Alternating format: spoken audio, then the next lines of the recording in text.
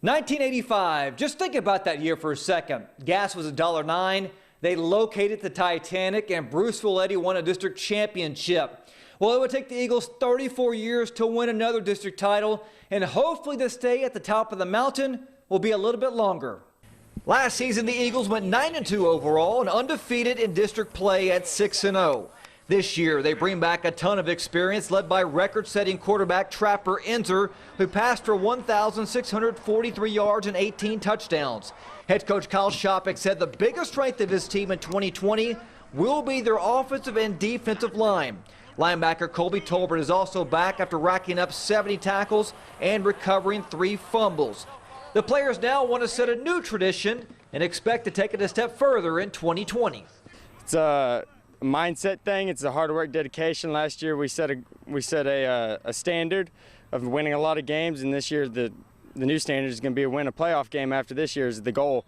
So we're just expecting more and more every year. We're expected to go back and win out like we did last year.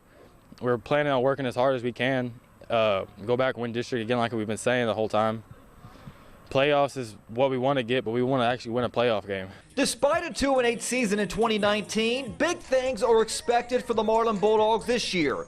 Marlin is projected to finish third in District 8-2A Division I behind Italy and Dawson.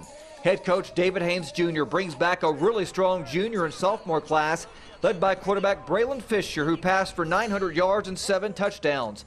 Now, Haynes says one of the biggest strengths of his team in 2020 is definitely their speed, but also they have to be consistent on a weekly basis. The players were consistent on one common goal: just win, baby.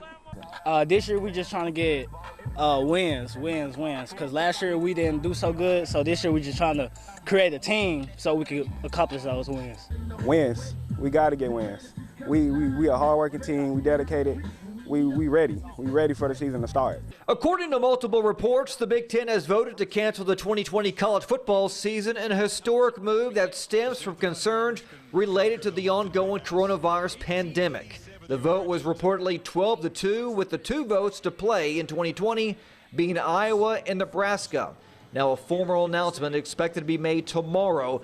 It's not clear if the league will look to play football in the spring. The other Power 5 football conferences, the Pac-12, ACC, SEC, and Big 12, have yet to announce their plans moving forward. According to Stadium Sports, the Mountain West Conference will not play football this fall. The conference may reschedule games in the spring, but that has yet to be determined. The Mountain West joins the Mid-American Conference as the first 2 FBS conferences to call off their seasons. Old Dominion and UConn have also acted unilaterally to cancel fall sports. Now attention turns to the Power 5 conferences to see what they will do.